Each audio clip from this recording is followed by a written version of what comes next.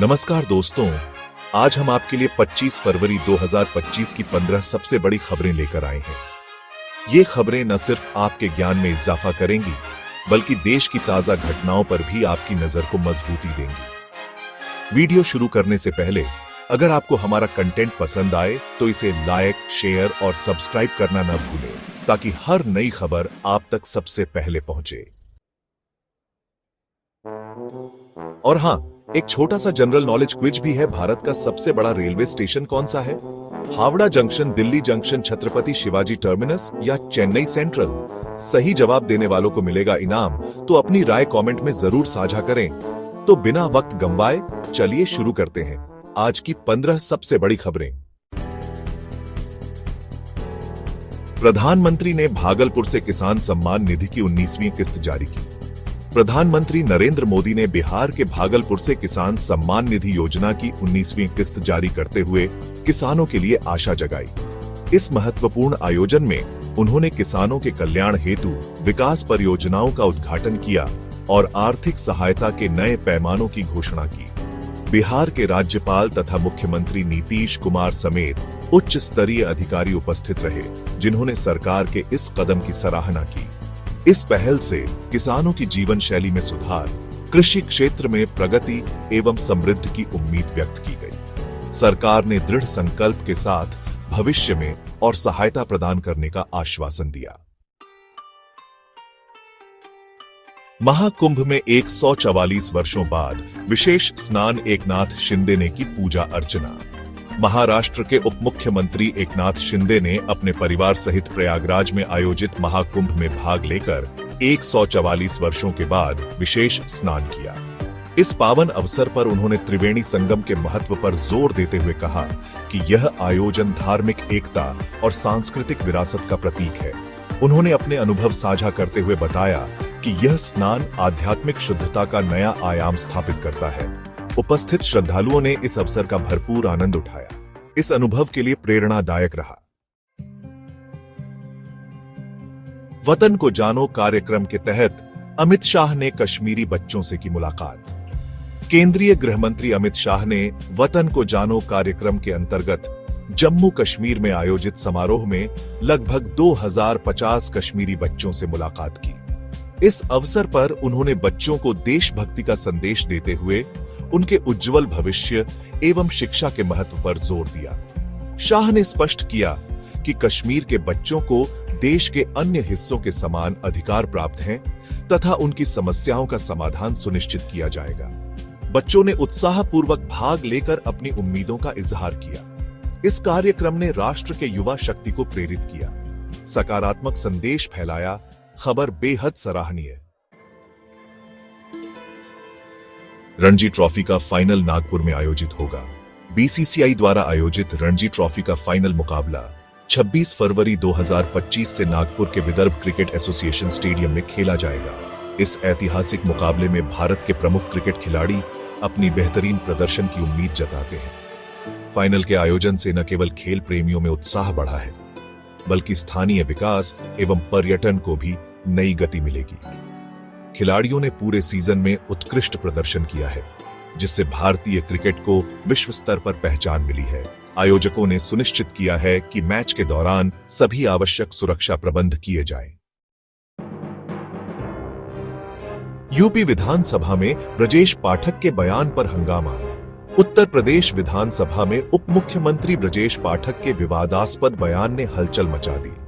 उन्होंने मुलायम सिंह यादव की पुरानी टिप्पणी का हवाला देते हुए अपने विचार प्रकट किए, जिससे समाजवादी पार्टी के विधायकों में मतभेद उभर आए। इस बयान के बाद विधानसभा में चर्चा का माहौल गर्म हो गया। विधायकगण ने इसे राजनीतिक अस्थिरता के संकेत के रूप में लिया।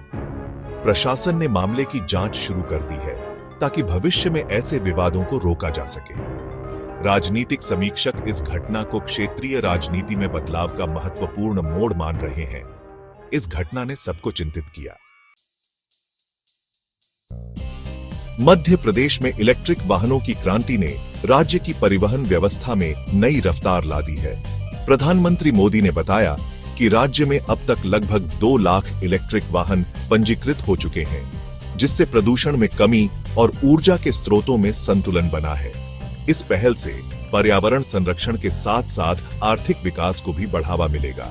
राज्य सरकार ने बुनियादी ढांचे के विकास के लिए व्यापक योजना बनाई है। तकनीकी उन्नति, सब्सिडी एवं सार्वजनिक जागरूकता अभियानों के माध्यम से इस क्रांति को तेजी से आगे बढ़ाया जा रहा है। यह कदम उज्जवल भविष्य का संदेश है। चैंपियंस ट्रॉफी में भारत ने पाकिस्तान को 6 विकेट से हराया।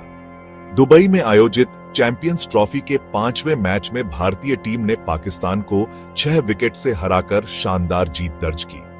विराट कोहली के नाबाद शतक ने मैच का रुख ही पलट दिया, जिससे मैदान में उत्साह की लहर दौड़ गई। खिलाड़ियों ने सामूहिक प्रदर्शन का बेहतरीन उदाहरण पेश किया, जिसने दर्शकों का मन मोह लिया। इस जीत ने टीम के मनोबल को ऊंचा किया है और आगामी मैचों के लिए नई ऊर्जा प्रदान की है। क्रिकेट विशेषज्ञों का मानना है कि यह जीत भारत की आगामी प्रतियोगिताओं के लिए महत्वपूर्ण संकेत है, जिससे टीम की पहचान मजबूत हुई है। पंजाब के 4 निर्वासित लोग अमृतसर पहुंचे। अमेरिका से निर्वासित पंजाब के 4 नागरिक अब अमृतसर पहुंचे हैं, जिन्होंने मूल प्रदेश लौटने का क्षण साझा किया है। इनके लौटने की खबर से स्थानीय प्रशासन और समाज में उल्लास की लहर फैल गई है। इन व्यक्तियों ने विदेश में बिताए वर्षों की कठिनाइयों का अनुभव साझा किया और अपने सांस्कृतिक विरासत के प्रति प्रतिबद्धता जताई। प्रशासन ने इनके स्वागत के लिए विशेष आयोजन आयोजित किया है, जिसमें मीडिया और आम जनता ने उत्साहपूर्वक भाग लिया। यह कदम नागरिक पुनर्वास और सांस्कृतिक पुनरुत्थान की दिशा में एक सकारात्मक पहल के रूप में सराहा जा रहा है। पोप फ्रांसिस की स्वास्थ्य स्थिति अब गंभीर है, क्योंकि हाल में उनके रक्त परीक्षण में किडनी में गड़बड़ी के संकेत मिले हैं। इस खबर ने विश्व भर के धार्मिक समुदायों में चिंता की लहर दौड़ा दी है। पोप की सेहत को लेकर चर्चा तेज हो गई है और विभिन्न देशों के नेताओं ने शीघ्र स्वस्थ होने की कामना की है। भक्तगण अपनी प्रार्थनाओं में उनका समर्थन कर रहे हैं। उनकी हालत पर सतर्क निगरानी रखी जा रही है। यह खबर धार्मिक और राजनीतिक क्षेत्रों में चर्चा का प्रमुख विषय बन गई है, जिससे लोगों में चिंता उत्पन्न हो रही है। जरूर। और अब अगली खबर की तरफ बढ़ते हैं। मिजोरम के आइजोल क्षेत्र के पास असम राइफल्स द्वारा भारी मात्रा में विस्फोटक बरामद किए गए हैं, जिसके तुरंत जांच शुरू कर दी गई है। इस बरामदगी में 4,980 जिलेटिन की छड़ें मिली हैं, जिससे सुरक्षा बलों में तत्परता का माहौल बना है। मामले में 2 महिलाओं समेत 3 तस्करों को हिरासत में लिया गया है। प्रशासन ने जांच के लिए उच्च स्तरीय टीम भेजी है, ताकि भविष्य में ऐसी घटनाओं को रोका जा सके। स्थानीय प्रशासन ने जनता से सतर्क रहने तथा संदिग्ध गतिविधियों की सूचना देने की अपील की है। सुरक्षा उपायों में सुधार किया, सावधानी बरती गई। और अब अगली खबर की तरफ बढ़ते हैं। प्रयागराज महाकुंभ में एक नया डिजिटल अनुभूति केंद्र स्थापित किया गया है, जो श्रद्धालुओं के लिए एक अनूठा अनुभव प्रदान कर रहा है। इस केंद्र में अत्याधुनिक तकनीक का उपयोग करते हुए डिजिटल माध्यम से धार्मिक कथाओं, इतिहास और संस्कृति का जीवंत प्रदर्शन किया जा रहा है। श्रद्धालुओं को इस तकनीकी सुविधा से आध्यात्मिक अनुभव को नया आयाम मिल रहा है। केंद्र के उद्घाटन पर उपस्थित महानुभावों ने इसे नवाचार का प्रतीक बताया। इस पहल से महाकुंभ की पारंपरिकता में वृद्धि हुई है और युवा पीढ़ी में आध्यात्मिकता के प्रति जागरूकता बढ़ी है। यह कदम सराहनीय है। और अब अगली खबर की तरफ बढ़ते हैं। दिल्ली के पूर्व शिक्षा मंत्री मनीष सिसोदिया ने हाल ही में पंजाब के विभिन्न स्कूलों का निरीक्षण किया, जिससे शिक्षा व्यवस्था में सुधार की दिशा में कदम उठाने का संदेश मिला। निरीक्षण के दौरान उन्होंने शिक्षकों और छात्रों से संवाद किया और शैक्षिक माहौल की समीक्षा की। सिसोदिया ने बताया कि स्कूलों में आधुनिक तकनीक के प्रयोग से शिक्षण में सुधार संभव है और छात्रों को बेहतर शिक्षा प्राप्त हो सकती है। इस दौरे के दौरान स्थानीय प्रशासन के अधिकारियों ने सहयोग की अपील की। इस निरीक्षण से शिक्षा नीति में बदलाव और सुधार की उम्मीद जताई गई है। और अब अगली खबर की तरफ बढ़ते हैं। गुजरात के सुरेंद्रनगर जिले में एक भीषण सड़क हादसे में 5 पर्यटकों की मौत हो गई, जबकि 5 अन्य घायल हो गए। इस दुर्घटना की सूचना मिलते ही स्थानीय प्रशासन ने तुरंत राहत कार्य शुरू कर दिया। हादसे के कारण वाहन की तेज गति और असावधानीपूर्ण ड्राइविंग बताई जा रही है। जांच में यह सामने आया है कि सड़क की स्थिति तथा ट्रैफिक नियमों का पालन न करने से यह दुर्घटना घटी। प्रशासन द्वारा मामले की जांच जारी है और प्रभावित परिवारों को सहायता दी जा रही है। ये घटना सड़क सुरक्षा के महत्व को पुनः उजागर करती है अत्यंत। और अब अगली खबर की तरफ बढ़ते हैं। जम्मू कश्मीर के कुपवाड़ा जिले में 3.8 तीव्रता का भूकंप आया, जिसे स्थानीय लोगों ने तुरंत महसूस किया। भूकंप के कारण कुछ क्षणों के लिए हलचल मच गई, पर सरकारी अधिकारियों ने स्थिति नियंत्रण में रखते हुए राहत कार्य शुरू किए। फिलहाल किसी की जान या संपत्ति को नुकसान नहीं पहुंचा है। विशेषज्ञों का कहना है कि यह हल्का भूकंप है, जिससे दीर्घकालिक प्रभाव की आशंका नहीं है। प्रशासन ने नागरिकों को शांत रहने तथा आपदा प्रबंधन के निर्देशों का पालन करने की सलाह दी है, ताकि भविष्य में संकट से बचा जा सके। इस घटना ने लोगों में चिंता बढ़ाई। और अब अगली खबर की तरफ बढ़ते हैं। 24 फरवरी 2025 को केंद्रीय उत्पाद शुल्क दिवस मनाया जा रहा है, जिसका उद्देश्य केंद्रीय उत्पाद और कस्टम बोर्ड ऑफ इंडिया के योगदान का सम्मान करना है। इस दिन विभिन्न राज्यों में समारोह आयोजित किए जा रहे हैं, जहां सरकारी अधिकारियों ने उत्पाद शुल्क व्यवस्था के महत्व पर चर्चा की। आयोजन से व्यापार और उद्योग में सुधार की नई नीतियां पेश की जा रही हैं।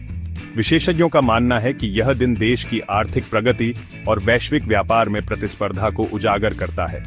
यह समारोह देश में उत्साह और समर्पण की भावना को मजबूत करता है। बहुत अच्छा। अब हम समापन की ओर बढ़ते हैं। कैसी लगी आपको ये सारी खबरें? मुझे कमेंट्स में जरूर बताइए। अगर वीडियो अच्छा लगा हो तो इसे लाइक कीजिए, और अगर आपने चैनल को सब्सक्राइब नहीं किया है तो अभी सब्सक्राइब कीजिए। साथ ही घंटी के निशान को दबाना मत भूलिएगा, ताकि आपको हमारी हर नई वीडियो का नोटिफिकेशन सबसे पहले मिले। मैं फिर मिलूंगा ऐसी ही अच्छी और खास खबरों के साथ। तब तक के लिए जय श्री राम, जय हिंद, वंदे मातरम।